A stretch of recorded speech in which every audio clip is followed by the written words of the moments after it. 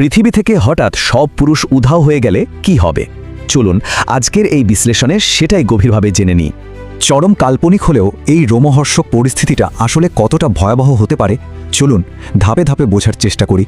অদ্ভুত ব্যাপার হলো শুরুতেই পৃথিবী জুড়ে এক নিস্তব্ধ শান্তি নেমে আসবে। কোটি কোটি মানুষের অনুপস্থিতি এক অভাবনীয় পরিবেশ তৈরি করবে। সংঘাতের মূল চালিকা শক্তিগুলো না থাকায় এই নতুন পৃথিবীতে এক অদ্ভুত কিন্তু একেবারেই সাময়িক একটা শান্তি বিরাজ করবে। এই বিশাল শূন্যতায় তাৎক্ষণিক পরিস্থিতি সামাল দিতে নারীরাই তখন সবকিছুর হাল ধরবেন। সমাজ পরিচালনার পুরো দায়িত্ব তাদের কাঁধেই আসবে।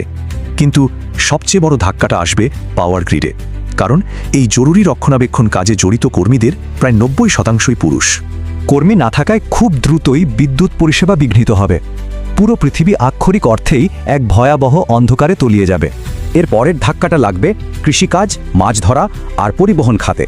পুরুষদের আধিক্য থাকায় এই পুরো ব্যবস্থাটাই অচল হয়ে পড়বে। সাপ্লাই চেইন একবার ভেঙে পড়লে কি হবে ভাবুন। খুব দ্রুতই বিশ্বজুড়ে এক তীব্র ও প্রাণঘাতী খাদ্য সংকটের সূচনা হবে। মেরামত কর্মীর অভাবে সাধারণ যান্ত্রিক ত্রুটিগুলো আর ঠিক করা সম্ভব হবে না।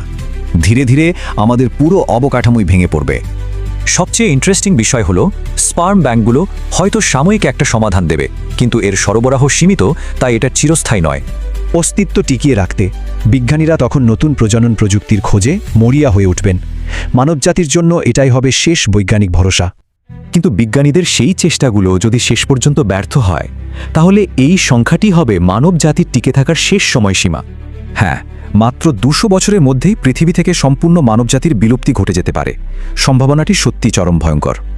এই বিশ্লেষণ থেকে একটা ব্যাপার স্পষ্ট: পুরুষদের উপস্থিতিতেই পৃথিবীতে প্রয়োজনীয় বৈচিত্র্য বজায় থাকে, যা সমাজকে পুরোপুরি কার্যকর ও সচল রাখে।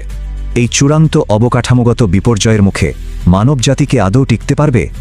প্রশ্নটা সত্যিই আমাদের অস্তিত্ব নিয়ে গভীরভাবে ভাবিয়ে তোলে।